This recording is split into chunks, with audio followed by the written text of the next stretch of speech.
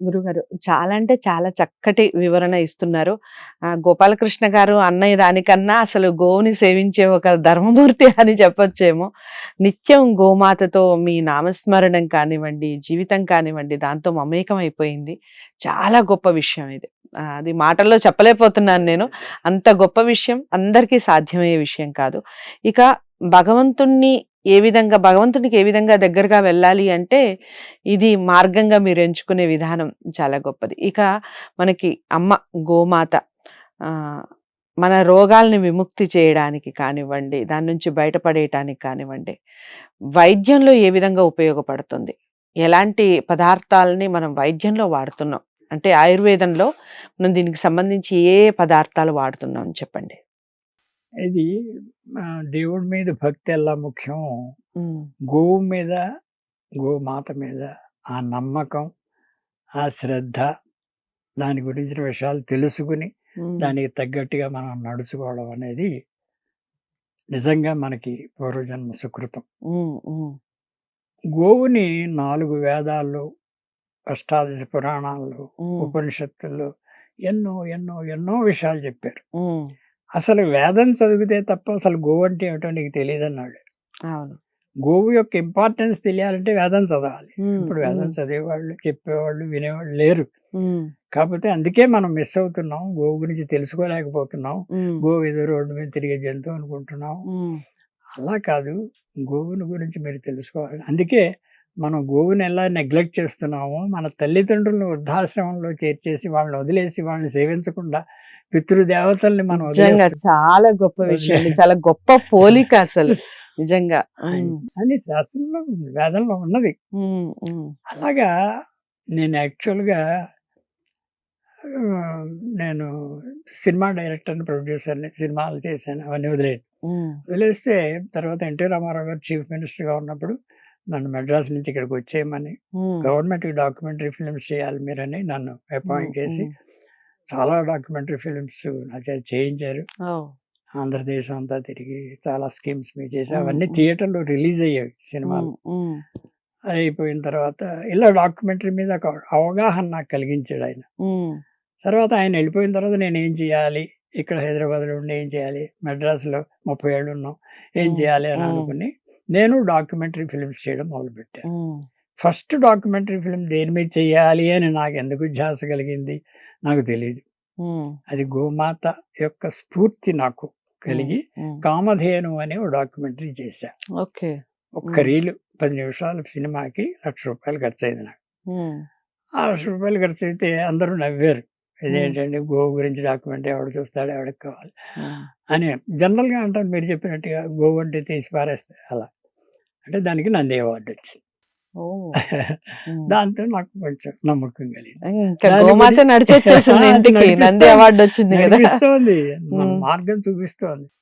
So దాని గురించి కొంత సేకరణ చేసి ఇవన్నీ పుస్తకం ప్రింట్ చేయాలంటే డబ్బు లేదు నా దగ్గర. అప్పుడు తిరుమల తిరుపతి దేవస్థానం వాళ్ళకి రాశాను. నాకు ఏదో 25,000 ఇస్తే పుస్తకం ప్రింట్ చేయించుకుంటానండి. వాళ్ళు మీటింగ్ పెట్టి వాళ్ళ బోర్డు మీటింగుల్లో ఇలాంటి పుస్తకం అసలు గోవు గురించి ఇంతవరకు మన దాంట్లో లేదు అని చేత అది మనమే పబ్లిష్ చేద్దాం, ఆ క్రెడిట్ మనకే రావాలి, ఆయన అగ్రిమెంట్ ఇస్తే మనం ప్రింట్ చేయిద్దాం అన్నారు. గ్రేట్. చూడండి గోవు ఎలా మనం నడిపిస్తుంది. నమ్మకం అనేది. అలాగే వాళ్ళు పబ్లిష్ చేశారు ఆ పుస్తకం, వందే గోమాతరం అని ఆ పుస్తకం. ఇలాగా దీని మీద ఇంకా రీసెర్చ్ చేసి 8 పుస్తకాలు రాశా. దాంతో తృప్తిగా లేదు నాకు. ఇంకా చేయాలి వేదాలు, ఉపనిషత్తులు, పురాణాలు నాకు చదువు రాకపోయినా అన్ని స్టడీ చేసి 620 పేజీలు ఒక పుస్తకం, గోమాత అద్భుత శక్తి అని ఒక పుస్తకం రాశా. అది చిన్నజీర స్వామి, కోటేశ్వరరావు వీళ్ళందరూ కూడా చాలా అప్రిషియేట్ చేశారు. అసలు స్ఫూర్తి ఎలాగ మనం డ్రైవ్ చేస్తున్నాం దాని మీద డాక్యుమెంటరీ ఫిల్మ్స్ చేశాను. దాని మీద గోగీత అని భగవద్గీతలా గోగీత అని తయారు చేశాను. ఇలాగా నాకు రకరకాలుగా నడిపిస్తుంది. నాకు తెలియదు గోమాత డ్రైవ్ అది. అంచేత ప్రతి వాళ్ళు గోవుని నమ్మండి. దాన్ని ఇప్పుడు గోమూత్రం తీసుకుంటాను, గోమయంతో చేసిన పిడకలతో రోజు అగ్నిహోత్రం చేస్తాను, వైద్యంగా కూడా ఇలాగ ఎన్నో విధాలుగా చేస్తుంటాను. దీనికి కారణం ఏంటంటే ఈ అసలు ఆయుర్వేదం అనేది ఈ గోవు లేకపోతే ఆయుర్వేదం లేదు. గోవు ఇచ్చే పంచగవ్యాలు ఆ 5 మనకి అన్ని ఔషధాలుగా ఉపయోగిస్తుంది. దట్ ఈస్ ఆయుర్వేదం. ఆయుర్వేదంలో నెయ్యి వాడతారు, ఆయుర్వేదంలో పాలు వాడతారు, పెరుగు వాడతారు, ఇవన్నీ కూడా ఆయుర్వేదం కదా. గోమయం గోమూత్రం అన్ని వాడి. ఆ విత్తనాలు శుద్ధి చేయాలంటే గోమూత్రం కావాలి. పూర్వం పిల్లలు పుట్టగానే గోమూత్రంతో కడిగేసేవారట. ఇప్పుడు గృహప్రవేశాలకు కూడా గోవు అడిగేస్తే చాలు చాలు ఇంట్లో పవిత్రం అయిపోతుంది. అన్ని ఏంటి వాస్తు శాస్త్రం అంట, అవన్నీ దోషాలన్నీ పోతాయి గోవు కాలు పెడితే. అందుకే గోవుని మొట్టమొదట ఇంట్లో ప్రవేశపెడతారు.